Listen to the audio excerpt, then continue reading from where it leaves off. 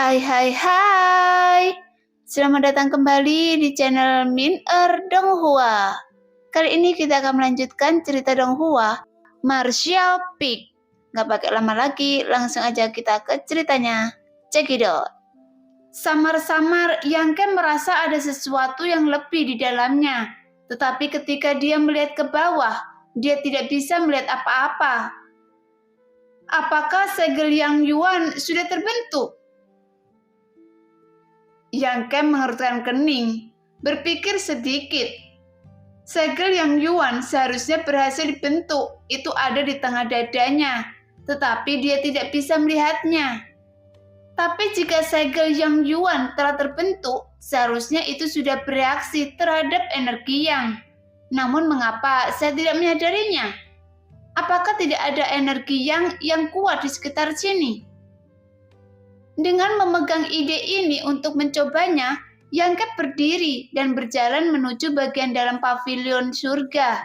Sambil berjalan, dia memperhatikan gerakan di dadanya. Tidak lama setelah berjalan, perasaan hangat datang dari dadanya, dan ekspresi Yangke bergetar. Benar saja, segel Yang Yuan memang telah terbentuk di tubuhnya, dan dia tidak bereaksi sekarang karena tidak banyak Yangki di dekatnya. Sekarang ada reaksi, itu berarti ada Yangki di dekatnya. Yangke tampak bersemangat meskipun seni energi yang memiliki persyaratan yang sangat ketat pada lingkungan kultivasi. Jika energi yang semakin intens, maka kecepatan kultivasinya akan semakin cepat.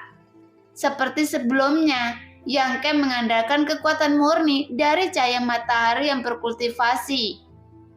Meskipun kultivasinya itu tidak paling lambat, jika mengikuti arah sumber energi yang dirasakan oleh segel Yang Yuan, Yangke berlari sepanjang jalan dan sesaat kemudian Yangke bergegas ke sebuah ruangan.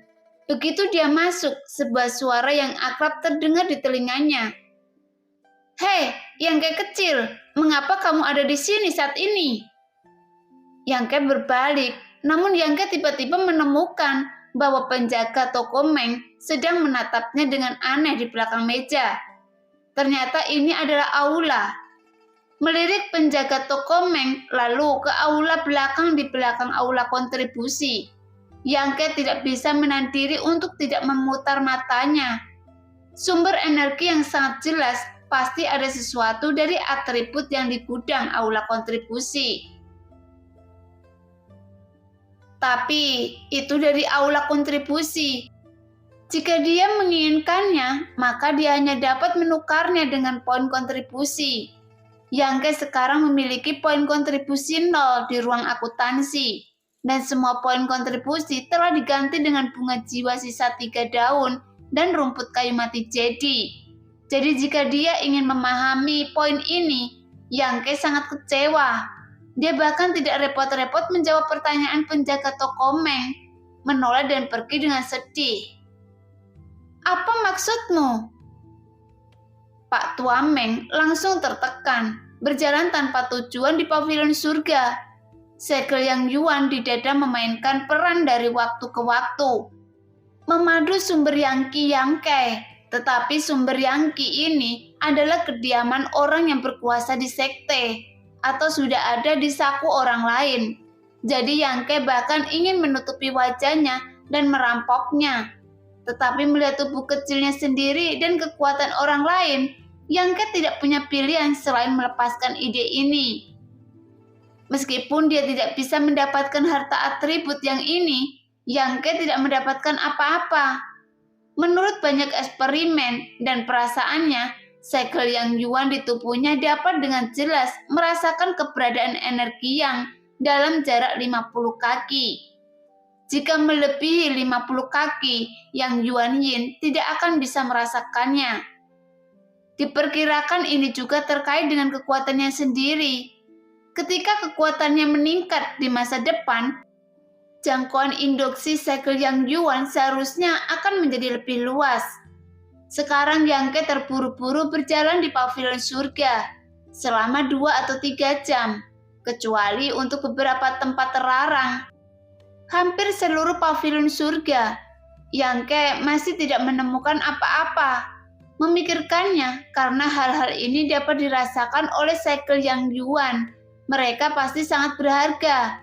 Bagaimana mungkin mereka dilempar ke jalan dengan santai untuk diambil sendiri? Pikirannya sendiri tampak naif dan konyol. Apakah Anda ingin pergi ke Gunung Angin Hitam lagi? Pasti ada atribut yang di pegunungan ini, kan? Ketika dia mempertimbangkan apakah ide ini layak, segel Yang Yuan di dadanya menjadi panas lagi. Dan Yangke hampir secara naluriah mengikuti arahan yang diberikan oleh segel Yang Yuan dan berjalan ke sana. Tidak lama setelah berjalan, aliran gunung besar yang hampir membentang di langit dan bumi muncul di depannya. Dan hembusan angin bertiup di depannya, hampir membuat Yangke terbalik. Yangke kembali sadar, mendongak dan tertegun. Bagaimana bisa ada di sini? Aliran gunung di depan saya yang lebarnya lebih dari 1000 kaki, hampir tanpa sadar dan panjangnya tidak diketahui, adalah tempat paling berbahaya dan misterius di pavilion surga.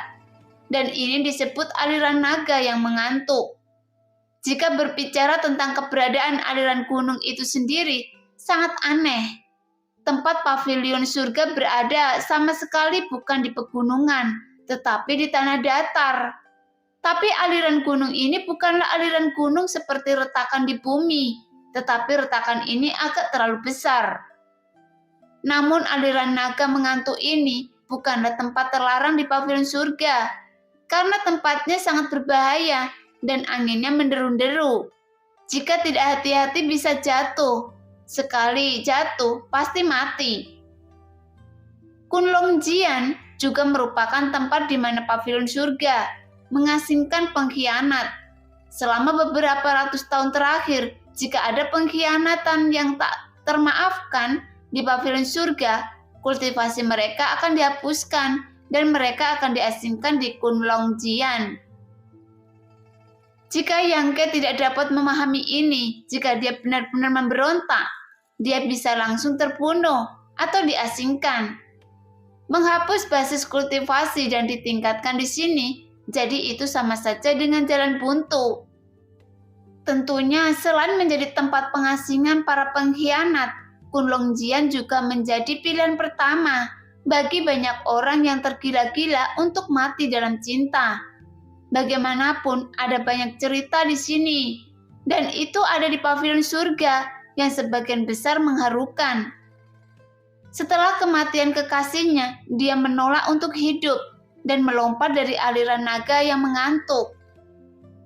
Murid laki-laki dari pavilion tinggi surga pada dasarnya memiliki 1 atau 2 cerita seperti itu yang tersembunyi di hati mereka, menunggu waktu yang tepat untuk menjemput anak perempuan.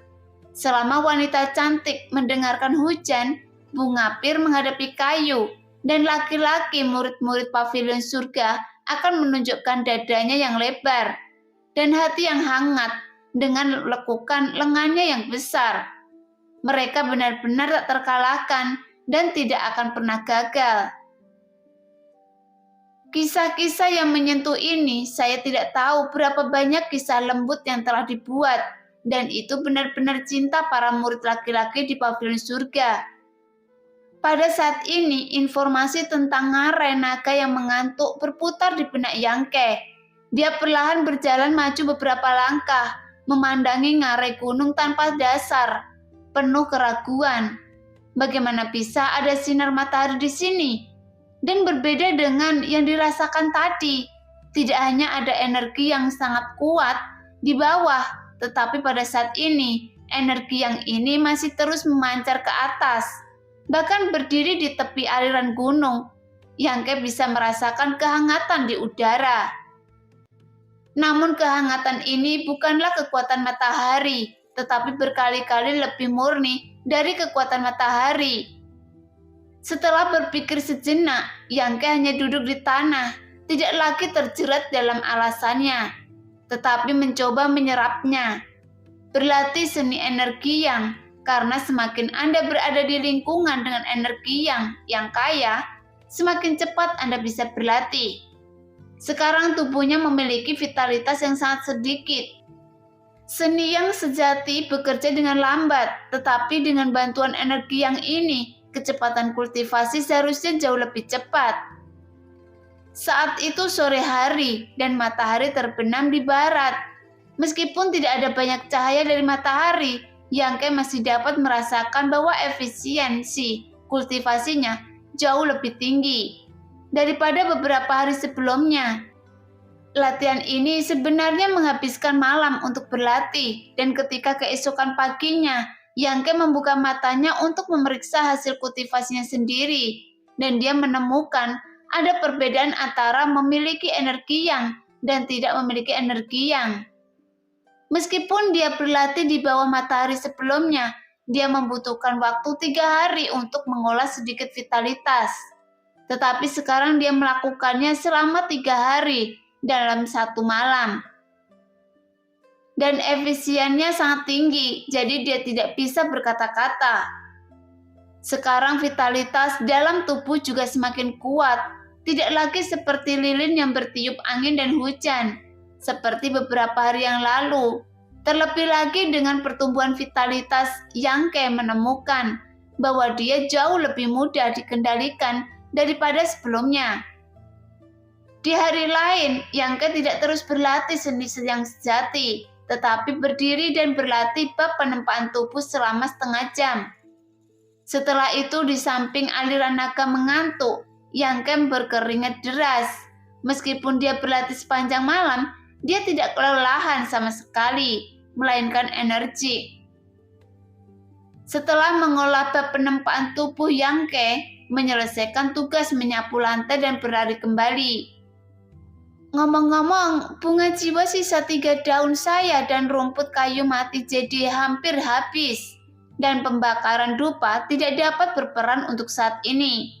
Tentu saja hanya ada satu pilihan tersisa untuk berlatih di sini. Awalnya Yangke ingin bertarung dengan Sumo dan yang lainnya, tetapi aneh untuk mengatakan bahwa sejak malam itu Sumo dan yang lainnya sepertinya telah menguap di pavilion surga dan mereka tidak pernah terlihat lagi.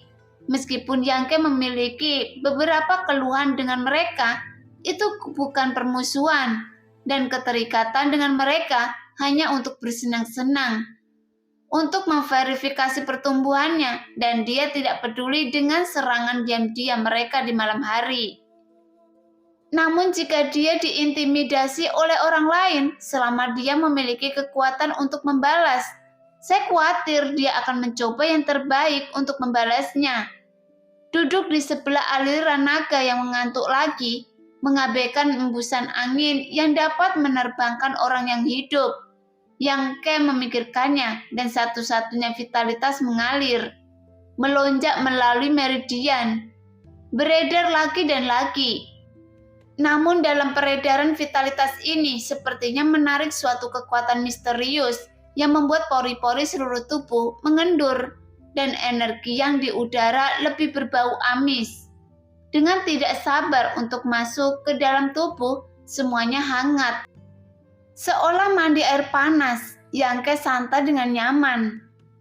2 hari berlalu dengan tergesa-gesa dan Yangke memperoleh banyak hal. Dengan latihan 2 hari ini, vitalitas dalam tubuh Yangke telah tumbuh banyak dan ada kekuatan Yangke yang lembut dalam vitalitas.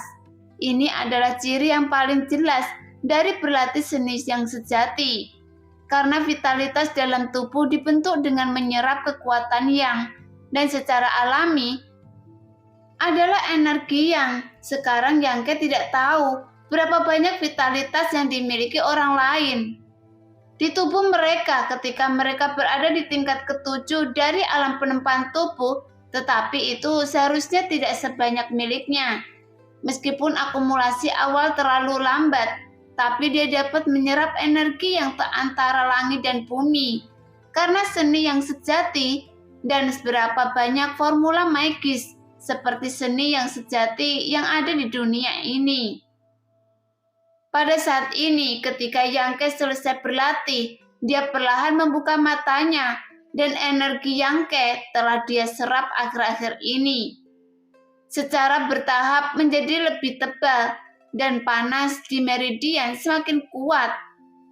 Yangke samar-samar merasa bahwa ki yang diserapnya akhir-akhir ini tampaknya sudah jernih. Setelah energi yang jenuh di dalam tubuh itu akan mengembunkan cairan gravifikasi dan menyimpannya di dantian. Sebagai setetes cairan yang dan yang disebut cairan yang ini sangat berguna karena dapat digunakan dalam pertempuran dan dapat memainkan efek yang tidak terduga. Mengenai hal ini, Yangke masih menantinya. Perlahan membuka matanya. Ketika Yangke hendak mengatur nafasnya dari sudut matanya, dia tiba-tiba melihat seseorang berdiri tidak jauh darinya. Ekspresi Yangke berubah, dia tenggelam dalam kultivasinya dan dia tidak melakukannya. Bahkan tidak menyadari kapan orang ini datang. Sekarang orang ini menghadap Yangke ke samping, mengenakan jubah biru dengan lengan berkibar, tinggi dan lurus, dengan rambut dan janggut putih. Tetapi seorang pria tampan dengan janggut halus di dagunya hanya melihat usianya. Dia hampir mirip dengan lelaki tua Meng di aula kontribusi, tapi temperamennya sangat berbeda. Melihat orang ini untuk pertama kalinya, Yangke tidak bisa tidak mengeluarkan kata-kata di benaknya. Temperamen semacam ini sangat kontras dengan Pak Tua Meng. Membandingkan keduanya, itu pasti surga dan bawah tanah. Pada saat ini, dengan satu tangan di belakang punggung dan tangan lainnya membelah janggutnya, pria itu berdiri di sana menatap Kun Longjian di depannya. Matanya sangat aneh sampai ke tingkat yang agak rumit. Ini adalah orang yang bijak dengan pengetahuan yang mendalam dan juga seorang penatua dengan keterampilan seni bela diri yang luar biasa. Yangke memikirkannya, jadi dia dengan cepat bangkit dan memberikan hormat seorang murid. Murid Yangke telah bertemu senior. Terkejut oleh suara Yangke, lelaki tua itu berbalik perlahan, menatapnya dengan ramah dan sedikit mengangguk. Ya, aku tidak tahu bagaimana murid ini harus memanggil Anda. Meskipun dia tahu bahwa orang ini pasti orang berpangkat tinggi di pavilion surga, tetapi Yangke belum pernah bertemu dengannya sebelumnya. Jadi dia secara alami ingin bertanya. Jadi seperti untuk tidak mengacaukan senioritasnya. Pria tua itu merenung, alisnya sedikit bergedut, seolah-olah Yangke telah mengajukan beberapa pertanyaan sulit dan butuh beberapa saat untuk tiba. Kamu bisa memanggilku penatua ke-11. Penatua ke-11? Yangke agak bingung, meskipun hanya ada beberapa tetua di pavilion tinggi surga. Sangat tidak mungkin untuk memiliki 11 penatua. Tapi bagaimanapun dia adalah seorang penatua. Jadi Yangke hanya bisa menemui keinginannya dan segera membungkuk lagi. Murid itu telah bertemu dengan tetua ke-11. Tetua ke-11 membelah janggutnya dan tersenyum. Wajahnya menjadi semakin baik hati dan bertanya dengan lembut. Apakah kamu berlatih seni bela diri? Ya, Yangke mengangguk dan itu adalah keterampilan bela diri atribut yang. Ya, kekuatan lawan pasti tidak lemah, jadi mengapa dia tidak bisa merasakan bahwa dia menyerap Yangke di sini? Bagaimana kultivasi Anda? Ini baru beberapa hari kultivasi, jadi tidak apa-apa untuk saat ini. Penatua ke-11 mengajukan beberapa pertanyaan lagi, dan Yangke menjawabnya satu persatu, merasa sedikit terharu di hatinya. Tetua sangat peduli dengan murid yang membuat Yangke merasa baik. Melihat dia banyak bicara, Yangke memikirkan sebuah pertanyaan dan berkata, Tetua ke-11, murid ini telah berkultivasi di sini selama beberapa hari, tetapi ada satu hal yang saya tidak mengerti. Oh, mari kita dengarkan, kata tetua ke-11 seolah-olah dia tiba-tiba melihat minatnya. Mengapa ada energi yang meluap di bawah aliran naga yang mengantuk ini? Penatua ke-11 mendengarkan sambil tersenyum dan berkata, "Tentu saja, karena ada bayi dengan atribut yang di bawah. Apakah Anda tahu bagaimana aliran naga yang terperangkap ini terbentuk?" Penatua ke-11 tiba-tiba mengajukan pertanyaan yang tidak masuk akal. Meskipun Yangke tidak tahu apa niatnya, dia hanya bisa menggelengkan kepalanya dengan jujur. Penatua ke-11 melirik Kunlong Jian dan perlahan berkata, "Itu dipotong oleh seseorang dengan pedang." Yangke terkejut. Aliran naga yang terperangkap lebarnya lebih dari beberapa ratus kaki, panjangnya tidak diketahui dan tidak berdasar. Dipotong oleh seseorang dengan pedang. Jika orang lain memberitahunya tentang hal ini, Yangke mungkin tidak akan mempercayainya. Tetapi tetua ke-11 di depannya tidak perlu membohongi diri sendiri. Tapi siapa yang begitu kuat dengan satu pedang? Alam macam apa orang ini? Ratusan tahun yang lalu tidak ada pavilion surga di sini. Mata penatua ke-11 suaranya keluar perlahan. Yangke tahu bahwa tetua ini akan menceritakan beberapa rahasia yang tidak diketahui. Jadi dia menahan nafas dan mendengarkan dengan seksama. Ketika tetua melewati tempat ini, dia bertemu dengan iblis yang kuat dan keduanya bertarung di sini. Tidak ada yang tahu detail pertempuran itu, tetapi di akhir pertarungan, iblis itu menyadari bahwa dia tidak terkalahkan, jadi penentu itu menebas dengan pedang. Saat dia berbicara, penatua ke-11 menarik tangannya melintasi ujung timur dan barat Kunlong Jian. Dengan satu pedang keluar, Kunlong Jian selesai. Iblis melarikan diri ke dasar sungai, dan patriark melacaknya. Butuh banyak kerja keras, butuh banyak kesulitan untuk membunuh iblis itu. Menjaganya selama beberapa dekade dan memastikan dia tidak bangkit lagi. Jadi tidak akan ada lagi bahaya setelah itu. Kemudian dia pergi. Dan ini adalah asal dari pavilion tinggi surga saya. Kunlong Jian telah dibangun selama ratusan tahun dan tidak ada langit di bawahnya. Belakangan banyak murid dengan dosa diasingkan. Jika dipikir-pikir, mungkin ada bayi tipe yang lahir di sini secara kebetulan. Itu menyebabnya Anda dapat menyerap energi yang dari sini. Yangke mengangguk bertanya-tanya. Penatua ke-11 datang ke sini untuk melihat harta itu. Saya, penatua ke-11 tampak aneh dan perlahan menggelengkan kepalanya. Saya tidak datang dan tidak melihat bayinya. Saya datang untuk melihat orang. Untuk melihat orang. Yangke semakin bingung. Penatua ke-11 tersenyum terus terang. Ketika orang menjadi tua, mereka terlalu banyak bicara. Mari kita berhenti di sini untuk hari ini. Anda harus berlatih dengan keras. Tetapi jangan mencoba untuk pergi jauh ke bawah sini, karena ada banyak bahaya di sana. Bahkan saya tidak berani turun dengan mudah. Setelah mengatakan itu, penatua ke-11 pergi dengan ringan. Yangke memiliki banyak emosi dan keraguan dalam hatinya, tetapi dia hanya bisa menyimpannya di hatinya. Setelah sedikit memulihkan suasana hatinya, Yangke terus mengoperasikan seni yang sejati. Sekarang seni yang sejati beroperasi kecepatan penyerap energi yang jauh lebih cepat dari hari-hari sebelumnya. Setelah beberapa jam, Yangke tiba-tiba merasakan meridiannya membengkak. Dan bahkan dantiannya kenyang, seolah-olah dia makan terlalu banyak dalam sekali makan. Dan mampu menghidupi dirinya sendiri. Hampir penuh. Yangke tidak terkejut tetapi senang dan menjadi lebih perhatian. Setengah jam kemudian, meridian dan dantian tiba-tiba menjadi terang dan perasaan mengembung menghilang. Pada saat ini, semua vitalitas meridian mengalir ke dantian dan setetes cairan panas diam-diam terbentuk dan menetes ke dantian. Yangke bahkan dapat mendengarnya perlahan.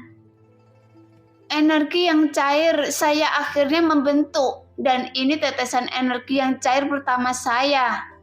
Yangke bergumam perlahan, meskipun dia belum berkultivasi ke titik di mana dia dapat melahirkan kesadaran ilahi, Yangke masih dapat dengan jelas merasakan keberadaan tetesan energi yang cair di dantiannya.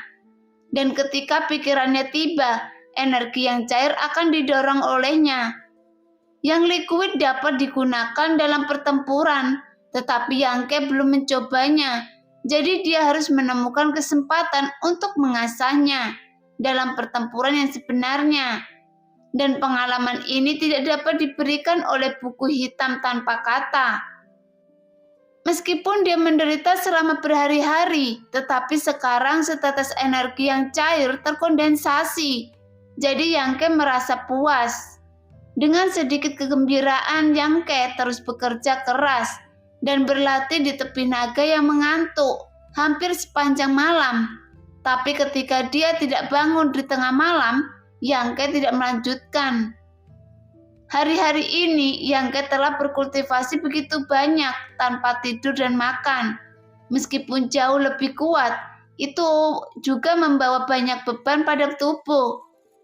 Selama proses kultivasi, seseorang harus santai dan rileks dengan cara yang benar, agar tidak mengubur setiap bahaya yang tersembunyi. Berdiri dan menepuk pantatnya, Yangke dengan cepat kembali ke rumahnya. Namun dia menemukan pintu rumah kayu itu terbuka sedikit, yang membuat Yangke sedikit bingung karena dia ingat dia menutup pintu sebelum pergi.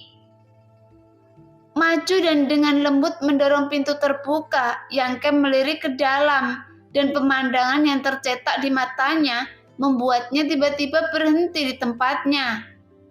Pemandangan itu seperti gesekan gulungan, seperti mimpi, sangat tidak nyata. Di satu-satunya ranjang kecil di rumahnya, sekarang ada seseorang wanita sedang tidur. Cahaya bulan mengalir melalui beberapa lubang di atap, dan kebetulan menyinari wanita yang berbaring di tempat tidur kayu. Melalui sinar bulan, Yangke melihat tangan wanita itu terlipat, diletakkan di atas perut rata, dan dada yang menjulang tinggi. Dengan mantap bernapas naik turun sedikit. Di bawah cahaya sinar bulan, kulit di leher wanita itu sejernih dan sebening es dan salju. Kepala rambut hitam legam terurai dengan lembut, bertumpu pada baunya yang tampak lemah, halus. Daun telinga memancarkan godaan yang berbeda. Karena dia berbaring, kaki wanita yang ramping, pinggang dan pinggul yang ramping, dan sosok cantiknya terpampang jelas di mata Yangke. Dia tidak bisa melihat wajahnya dengan jelas karena wajahnya ditutupi kerudung tipis, tetapi dahinya yang halus dihiasi dengan batu permata biru yang samar. Perhiasan satu-satunya ini tidak mahal, tapi itu tampak menonjol kesejukannya. Cahaya bulan yang kabur memberinya rasa keindahan ekstra. Dia seperti peri yang jatuh dari istana bulan. Tidak ada satu cacat pun di tubuhnya, dan tidak ada satu cacat pun yang tidak mengungkapkan bangsawan suci.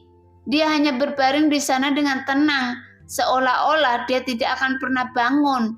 Entah bagaimana, Yangke merasa sakit di hatinya. Yangke bertanya pada diri sendiri bahwa dia bukan orang yang sentimental. Tetapi hari ini, pemandangan indah ini sangat menyentuhnya. Sekalipun waktu berlalu dan puluhan tahun berpisah, pemandangan ini mungkin tidak akan pernah terlupakan. Tiba-tiba Yangke berjalan dengan ringan, menekan nafas dan detak jantungnya, karena takut mengganggunya. Ketika datang ke tempat tidur sekitar beberapa kaki jauhnya, Yangke melihat lebih dekat dan menemukan bahwa seperti yang dia duga, wanita ini ternyata adalah kakak perempuan yang hampir menabraknya di aula kontribusi hari itu. Ketika dia melihat tabir ini barusan, dia memiliki beberapa tebakan yang tidak jelas. Hanya saja dia tidak terjangkau dan tidak dapat diganggu gugat saat itu. Dia hanya pemalu, murni dan cantik. Melihat lubang di atap, Yangke terkekeh. Lubang yang belum diperbaiki ini telah melakukan hal yang baik hari ini. Namun tawa ini mau tidak mau mengejutkan Xian Ningsang yang sedang terbaring di tempat tidur. Ketika Yangke menundukkan kepalanya lagi, dia tiba-tiba menemukan bahwa kakak perempuan itu sedang menatapnya dengan mata lebar. Mata besar yang cerah itu sedikit bingung dan marah pada awalnya, dan kemudian menjadi malu. Hampir dalam sekejap mata, daun telinga kecil Xian Ningsang memerah lagi. Untungnya itu malam. Meskipun ada cahaya bulan, tetapi Yangke tidak melihatnya dengan jelas, yang menyelamatkan Xian Ningsang dari sedikit rasa malu. Keduanya hanya saling memandang, satu di tempat tidur dan yang lainnya di bawah tempat tidur. Meskipun Yangke penuh dengan keraguan, tetapi Xian Ningsang tidak sabar untuk menampar dirinya sendiri sampai pingsan. Hatinya kusut untuk sementara waktu. Dia tidak pernah berpikir bahwa dia begitu ceroboh dan tertidur di sini. Yangke terbatuk ringan, berusaha membuat dirinya terlihat lebih baik dan bertanya, "Siapa nama kakak senior ini?" Yangke tidak tahu apakah itu karena naik turunnya emosi atau semacamnya. Tapi suara yang ditanyakan Yangke tampaknya sedikit halus. Dan di tengah malam, di lingkungan di mana pria dan wanita yang kesepian tinggal bersama di ruangan yang sama. Kedengarannya agak aneh. Kata-kata itu sepertinya bertanya, "Siapa nama nona kecil ini?" Xian Ningsang tersipu seperti darah, tetapi masih duduk dari tempat tidur dengan tenang. Mengulurkan tangannya untuk membelai rambutnya dan berkata dengan lembut, "Nama belakang saya Xia." Xian Ningsang tidak berani menyebutkan namanya karena ini sangat memalukan. "Ternyata kakak senior Xia. Apakah kakak senior Anda sesuatu yang ingin dibicarakan pada saya?" Yangke bertanya lagi, karena jika bukan ada sesuatu, bagaimana mungkin orang seperti peri ini merendahkan diri untuk datang ke rumahnya yang bobrok? Mendengar pertanyaan Yangke, Xian Ningsang mengingat tujuannya, buru-buru mengeluarkan paket dari sisinya dan berkata, "Seorang pemburu dari hutan angin hitam datang untuk mencari Anda sore ini, tapi Anda tidak kembali sampai malam sudah. Karena saya melihatnya, saya mengantarnya ke sini. Tapi dia sedang terburu-buru untuk kembali. Saya pikir untuk menanyakannya, namanya Orion. Dia mengucapkan terima kasih atas anugerah penyelamatan hidup Anda. Kemudian dia memberikan paket ini kepada Anda. Dan dia mengatakan akan kembali nanti ketika dia punya waktu. Dan dia mengucapkan terima kasih secara pribadi." Mendengar apa yang dia katakan kakak seniornya, Yangke langsung tahu siapa orang itu. Dia adalah Orion Zhangshan. Ketika dia mengumpulkan bahan obat tumbuhan di Gunung Angin Hitam terakhir kali, dan dia menyelamatkan ayah dan putranya, Yangke mengulurkan tangan untuk mengambil paket itu, mengangguk dan berkata, "Jadi seperti ini." Xian Ningsang mengangkat matanya dan menatapnya dengan tenang, lalu berkata, "Saya telah dipercayakan oleh orang lain, jadi saya menunggu Anda di sini sampai kembali. Karena saya menunggu lama, akhirnya saya tertidur." Sebenarnya Xian Ningsang benar-benar malu untuk mengatakan ini. Dia benar-benar merasakan rasa frustasi yang tidak bisa dipercaya. Dan dia bahkan tidur di tempat tidur orang lain. Namun Yangke memiliki pemahaman yang jelas tentang apa yang terjadi hari ini. Jadi dia tertawa dan berkata, "Kakak senior, saya bermasalah. Lain kali saudara junior akan kembali lebih awal." Xian Ningsang tidak tahu apakah itu ilusinya sendiri atau pihak lain sengaja. Karena dari nada bicaranya, kedengarannya seperti janji suami kepada istrinya sebelum pacaran. Menggigit bibirnya dengan ringan, Xian Ningsang berkata dengan sedikit ketidakpuasan, Tidak masalah bagi saya apakah Anda datang lebih cepat atau tidak. Paket telah dikirimkan kepada Anda, jadi saya akan pergi. Setelah mengatakan itu, dia memutar pinggangnya dan menginjak kakinya. Kemudian sosoknya menghilang tak terlihat. Hanya menyisakan seberkas angin harum. Berlama-lama di dalam rumah. Kakak senior Siang ini sangat pemalu. Memikirkan adegan barusan, Yangke merasa sedikit hangat.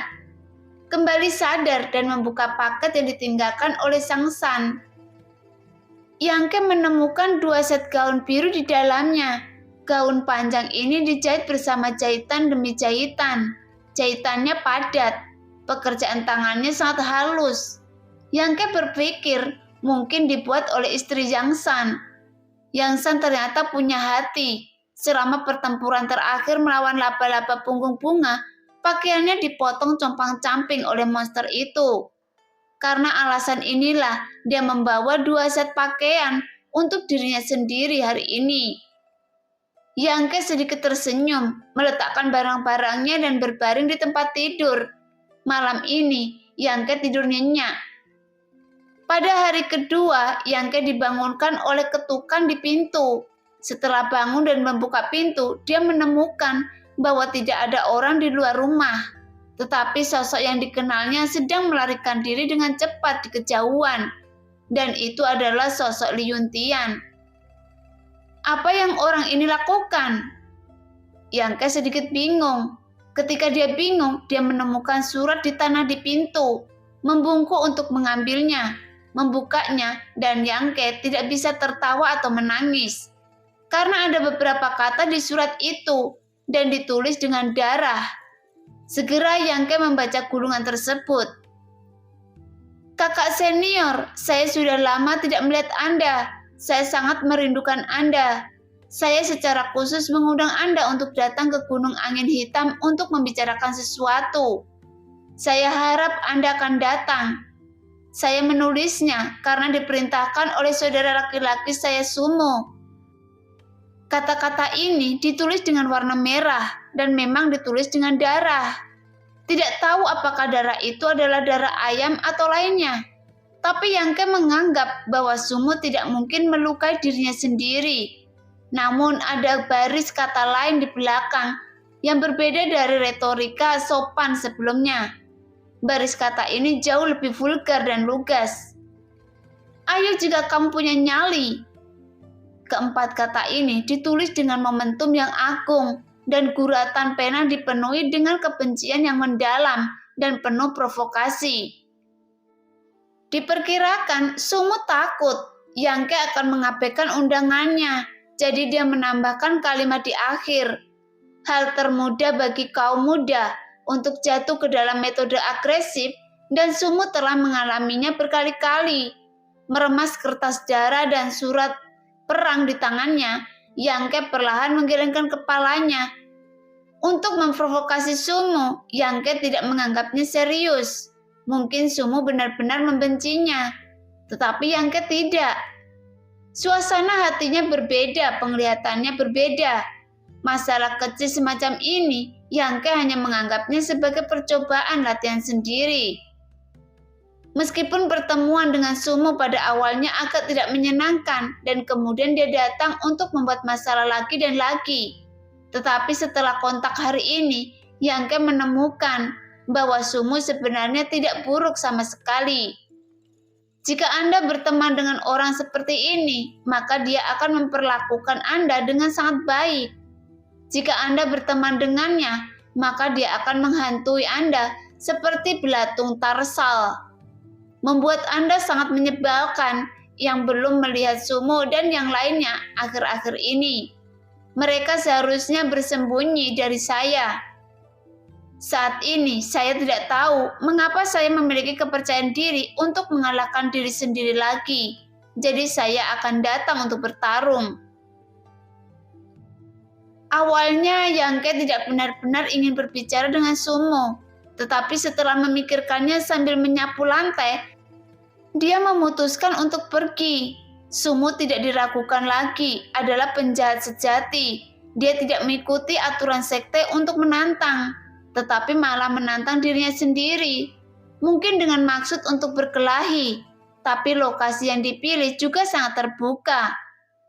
Hutan angin hitam tepat di bawah gunung angin hitam yang merupakan hutan pinus. Meskipun ada banyak orang dalam kelompok mereka, hanya Sumu sendiri yang mencapai tingkat 9 alam penempaan tubuh. Liuntian berada di tingkat 7 alam penempaan tubuh, dan yang lainnya berada di lantai 5 dan 6 alam penempaan tubuh. Lawan seperti itu, Yangke tidak tahu apakah dia bisa menghadapinya. Tetapi Yangke membutuhkan pertempuran yang layak untuk menguji kultivasinya sendiri. Yang berbeda dari pertempuran sekte yang sama. Pada saat ini, Sumu dan yang lainnya sedang menunggu di satu-satunya jalan dari pavilion surga ke hutan angin hitam. Sekelompok orang tidak menyergap, tetapi hanya berdiri di sana dengan angkuh. Memikirkan rasa malu jatuh ke tanah dan tidak bangun ketika dia tiba-tiba dikomplot di malam hari, beberapa hari yang lalu, ekspresi Sumu tidak baik. Saya tidak tahu apa yang terjadi malam itu. Saudara-saudara yang pergi ke gubuk Yangke tiba-tiba pingsan. Semuanya terjadi begitu tidak dapat dijelaskan. Mereka tidak bangun sampai keesokan paginya. Meskipun saat itu musim panas, meskipun saya tidur di luar ruangan, saya tidak akan merasakan kedinginan. Tetapi saya tidak tahan dengan nyamuk. Ketika saya bangun, semua orang merasa bahwa mereka memiliki ratusan tas besar di tubuh mereka. Saya tidak tahu berapa banyak darah yang dihisap oleh nyamuk. Nah, demikianlah cerita hari ini. Terima kasih yang sudah menonton video Min Earth sampai selesai. Sampai jumpa di video selanjutnya. Bye-bye.